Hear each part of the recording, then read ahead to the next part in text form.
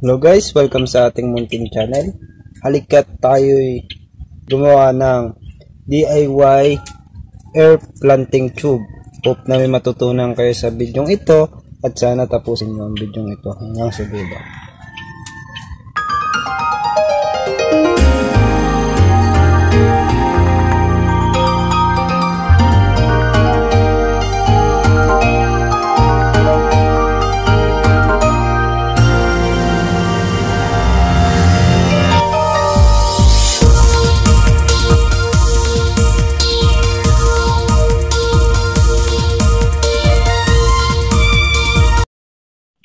Hello guys, halika tayo gumawa ng DIY air planting tube. So guys, bago po tayo mag-umpisa is basahin po muna natin yung definition na air circulation. So guys, ano po ba yung air circulation?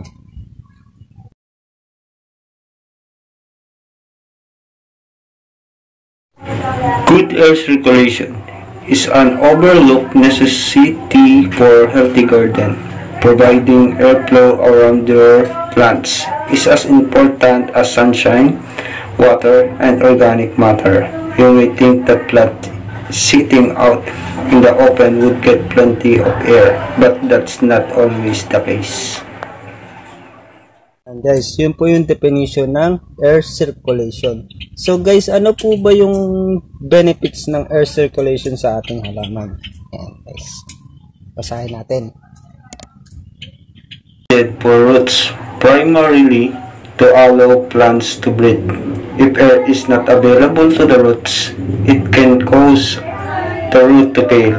Root failure is very common cause of plant stress, although often goes unnoticed because the roots are not available unless the plant is taken out of its container.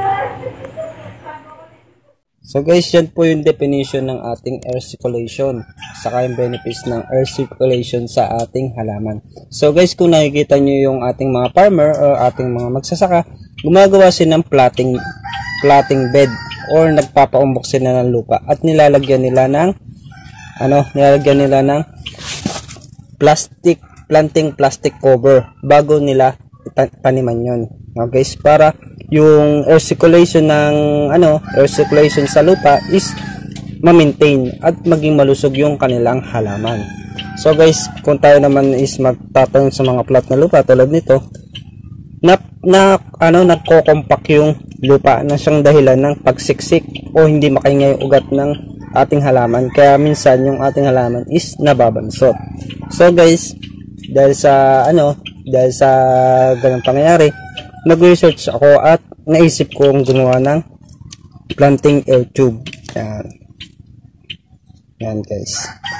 So guys, meron din pala akong nakalimutan na sabihin sa inyo guys, na kapag nako-compact yung ating lupa, kinukultivate naman ng iba nating farmers yung lupa para bumughag yung lupa at makaingay yung ugat ng halaman. So guys, dahil hindi tayo expert or may mga iba sa atin na nagtatanim na hindi expert sa pagkukultivate, is natatamaan nila yung ugat ng ating halaman na siyang dahilan ng pagkamatay nito o pagkahina or pagpigil sa paglaki. And guys, so guys, ito yung ating planting air tube. Tawag ko lang dito kasi wala akong ibang matawag dito. Yan. So guys, ito naman nakikita nyo guys is gagamitin natin sa paso. Yan.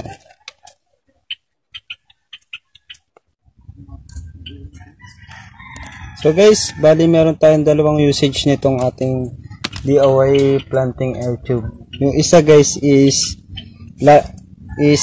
kung gusto nyong maglagay ng organic fertilizer sa ating halaman or sa ating ugat, is ibabaon lang natin ito mismo sa ating ugat. Saka natin lalagyan guys na organic fertilizer tulad yan ng ating vermicast. Nalagay na natin. Saka ngayon guys, para siyang injection guys. Bali gaganunin lang natin ng tutusukin natin ng lupa or patpat. Saka natin yan, ganun guys. Yung pangalawang usage naman niya guys is yung may-maintain natin yung air circulation dito sa ating lupa.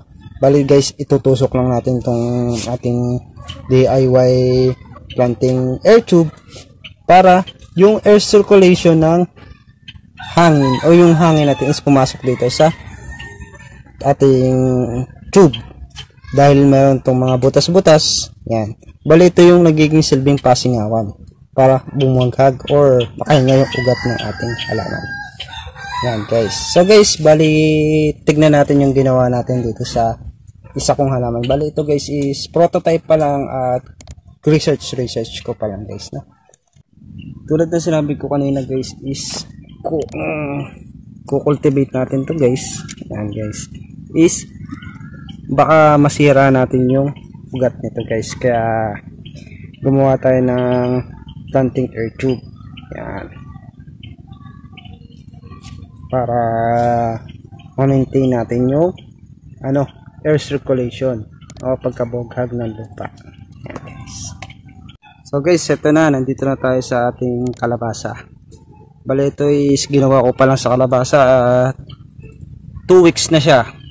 Yan, 2 weeks na yung ating DIY planting air tube dito. Kung nakikita nyo guys is may butas-butas yan. Yan, para pumasok yung hangin. Yan guys, kung gusto nyo lagyan ng fertilizer yung ating halaman or organic fertilizer, magme-maintain lang kayo ng 1 meter 1 meter mula sa puno. Yan, saka natin tutusukin para walang ugat or walang maapektuhang ugat, matamang ugat yung or primary ugat na tamaan sa ating halaman. Yan, tusok lang natin siya guys, no? Tapos kung may organic fertilizer kayo tulad ng vermicast, ilalagay lang natin siya dito guys. Tapos itutulak natin siya ng kahoy or tubo. Saka natin siya para siyang injection na igaganon natin. Dahan-dahan natin siyang yan. Para directed siyang na-apply sa ugat ng ating halaman at na-absorb. Kaysa naman dito guys sa ibabaw natin lalagay yung fertilizer, kailangan pa natin siyang diligan upang ma-absorb or makuha ng ugat ng halaman yung nutrients ng ating organic fertilizer. Ayan. So guys, bali tutusok ko muna tong isang to dito sa aking isa pa. Ayan guys. Dahil din guys, kung makikita nyo, dahil sa compacted na yung lupa natin or siksik na, nagkakaroon na ng ugat yung ating kalabasa sa ibabaw. Bali yan guys yung dahilan ng pag-ugat na rin ng halaman or mga puno. Kung napapansin nyo guys, kapag siksik na talaga yung lupa, nagkakaroon sila ng ugat sa ibabaw. Kasi guys, hindi hindi nakakahinga yung ugat na nasa ilalim ng lupa dahil sa pagiging siksik nito. Yan guys, bali tusok na natin siya. 1 meter. Yan. Tapos dito. Kabila. Yeah. Bangin. Yan. Yan siya. So guys, kung napapansin niyo yung ugat niya, yan. Karoon siya na ugat dahil compacted na yung lupa. Yung kabila natin is walang kaugat-ugat guys, kung nakikita niyo. Dahil guys dito, nagkakaroon ng air circulation yung lupa. Yan. So guys, punta naman tayo sa paso. Yan guys, bali kung dito naman tayo sa paso or sa pot natin. Bali guys, ito namang ating paso or pot is binutasan natin dito. Yung mga butas yan palikot. Ito yung DIY planting pot natin. Kung gusto niyo panoorin itong DIY planting pot is meron din tayong videos nito. Lalagay ko lang din sa description box below. Yan, sa paggawa naman ng DIY planting pot natin, kailangan din yan ng air circulation para sa root, para makahinga yung ugat natin. Kaya pinagbubutisan natin kabila, dulo-dulo. Ayan guys, kung yung paso nyo naman is binili nyo or ayaw nyo naman butasan, may recommended naman tayo dyan. Ayan guys, yung hose. Yan. Kung may mas matigas pa dito tulad ng ng lobo, yung pinakatangkay ng lobo, pwede po yun. Basta bubutasan nyo lang para makaingay yung hangin. So guys, sa paso naman guys, or sa ating kung container gardening tayo, is ilagay lang natin to. Baon lang natin yun. Air circulate po siya.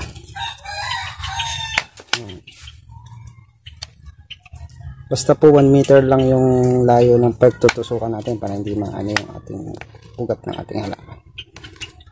Ayan. Paluputulin ko na lang ito sa susunod.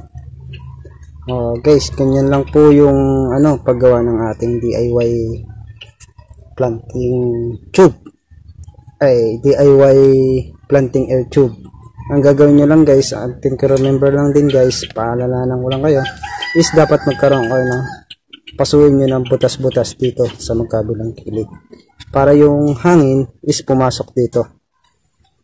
Ilabas para ma-circulate ng ugat and ma-circulate, magkaroon ng soil circulation dito sa ating halaman. Yan guys, yun lang po.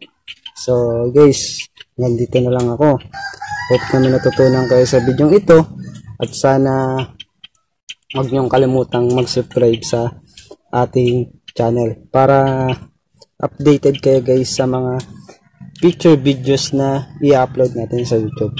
At huwag niyo rin kalimutan na i-like yung aking Facebook page dahil dun din ako guys nag-upload ng videos or photos na hindi natin i-upload sa YouTube. So guys, hanggang dito na lang ako and happy planting!